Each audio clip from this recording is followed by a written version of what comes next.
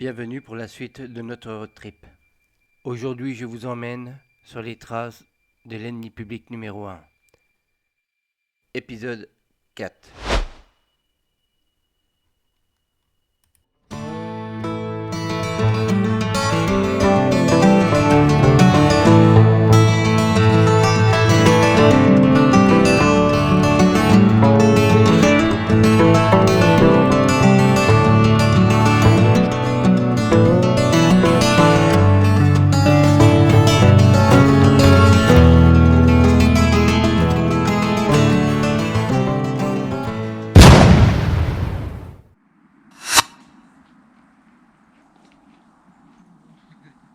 Jacques Tillier, né le 6 juin 1947, est un journaliste et patron de presse française au centre de plusieurs affaires de politique, police et banditisme entre 1977 et 1979.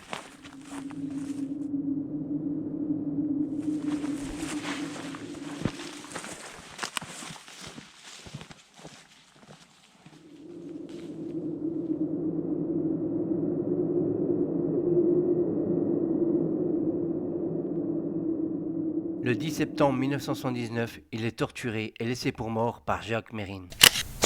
Salut tout le monde. Aujourd'hui, ça sera une vidéo un petit peu particulière. On est parti à la découverte d'un lieu où un grand criminel a laissé pour mort un journaliste.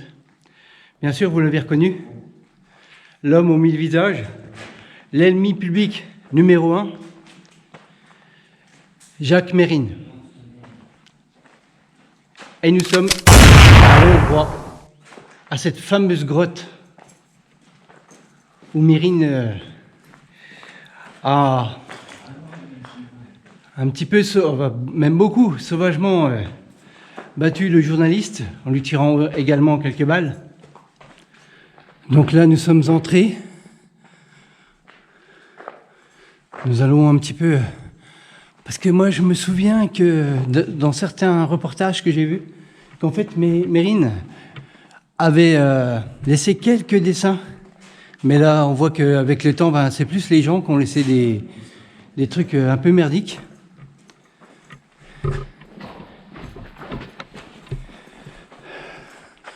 Je vais essayer de retrouver l'endroit où le journaliste a été battu et laissé pour mort. Jacques Mérine, né le 28 décembre 1936 à Clichy, est un criminel français ayant opéré principalement en France, au Québec, en Espagne, en Suisse, en Italie et en... Ça ressemblait un peu à ce style d'endroit. Vous voyez, ce muret avec les pierres. Mais il devait peut-être en avoir un plus bas. Il était surnommé l'ennemi public numéro 1, l'homme aux 1000 visages, le Robin des Bois français, le grand Jacques Mess.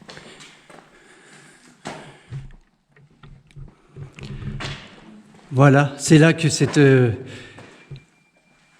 cet endroit où Mérine a sauvagement maltraité le journaliste. Cet endroit où le journaliste a été laissé pour mort se trouve là. Et c'est cet endroit-là, apparemment, qu'ils auraient repris également dans le film, qu'ils sont venus faire le tournage.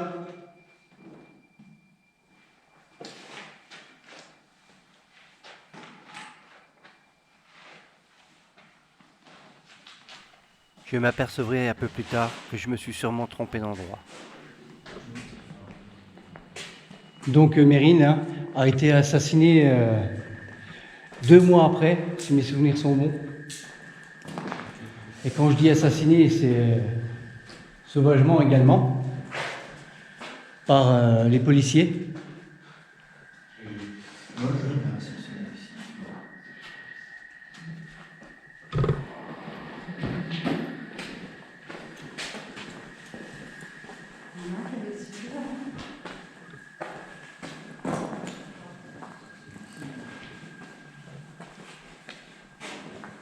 Il fut assassiné sans sommation, ce qui fut un sujet polémique. Le 2 novembre 1979, porte de Clignancourt à Paris.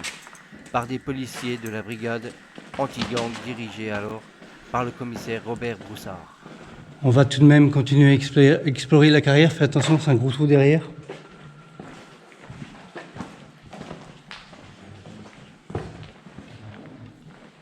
Donc ça change un petit peu des lieux que je fais habituellement.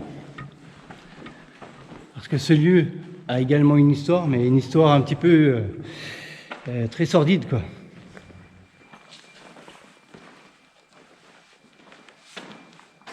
Après l'agression contre Jacques Tillier, journaliste à Minute, le 10 septembre, Jacques Mérine a adressé le jeudi 13 septembre 2 lettres à 3 quotidiens parisiens.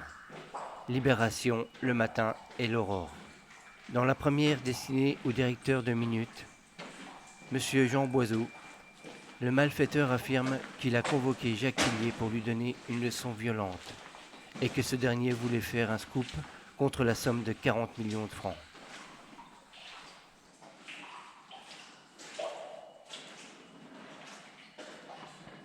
Là, on peut y voir encore les charnières de cette ancienne carrière. Là, comme nous sommes dans le nord de la France, c'est une creute. Comme j'ai pu en explorer plusieurs,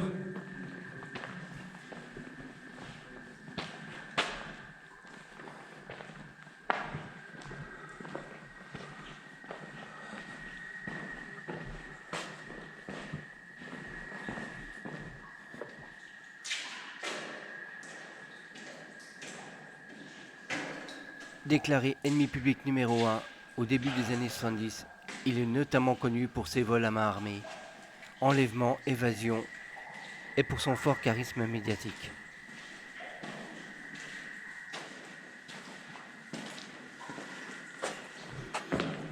À savoir qu'il a fait paraître son autobiographie en 1977.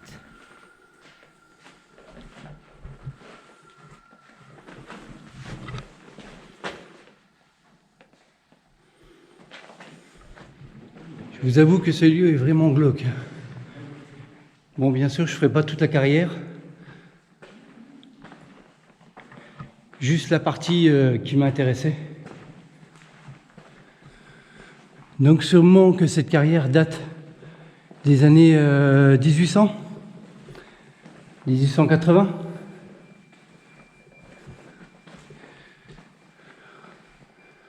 Peut-être les pierres qui ont été extraites. Vous voyez, là aussi, il y a beaucoup de monde qui a mis des bougies. Pourtant, il ne me semblait pas que c'était là que le journaliste a été battu. Ou si c'était cet endroit, peut-être. Écoutez, si vous savez, vous me le direz. Mais ça se pourrait aussi que ce soit là, parce que c'est bien caché. Il faut trouver l'endroit. Que l'autre endroit que j'ai trouvé, ou que j'ai souvent vu dans les vidéos, en fait, est vraiment près de l'entrée. Pour moi, c'est ici.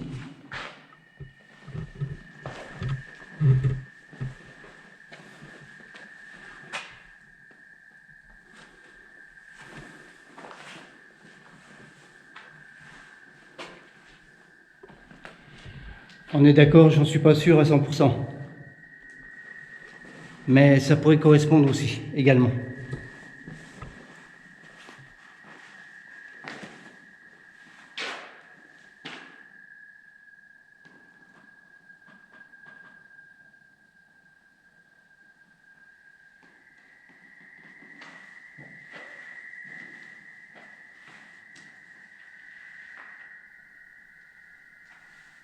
À 13h35, le substitut Gérard se rend au tribunal de Senlis. Sur le bord de la D565, il découvre un homme nu et ensanglanté.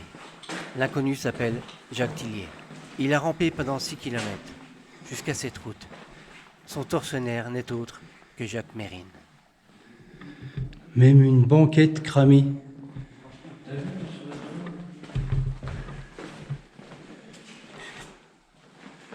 Putain, il y a des trucs louches ici. Hein. Il y en a qui sont même venus en vélo et ils ont marché sur, je sais pas, mais ces arbres.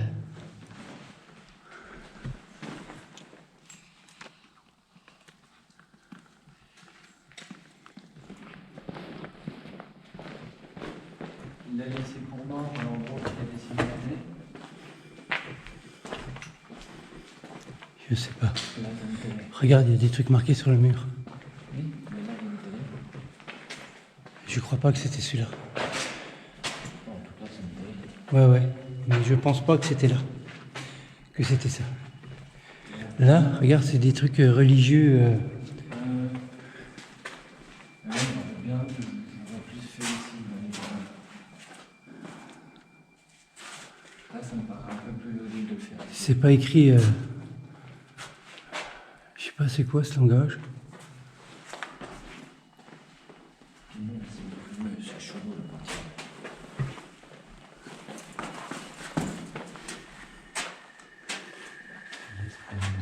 C'est même pas du latin. Je sais plus c'est quoi. C'est étrange. Ça doit être des trucs religieux un peu. Mais j'aurais plus fait le voir. Pour moi, les traces de son passage que Mérine avait laissées, c'était petit. Là, par contre, on voit une belle concrétion avec le calcaire.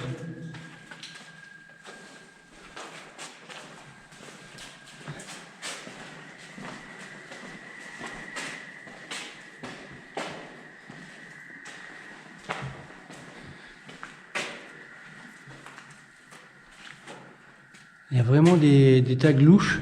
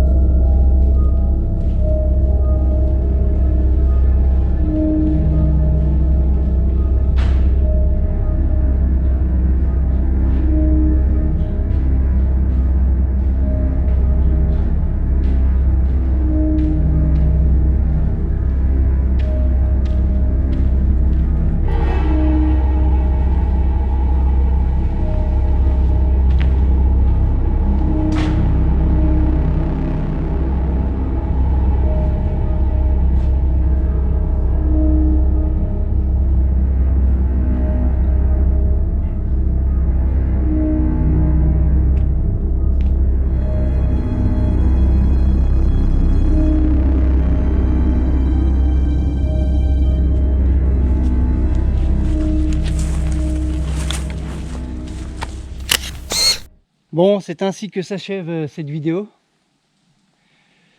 Bon, entre guillemets, on peut dire, moi je suis content d'avoir été sur le lieu. Je sais pas si ça va plaire à tout le monde, mais ça change un petit peu de ce que je faisais. Et puis, surtout, je vous dis bye bye et à plus pour d'autres explorations.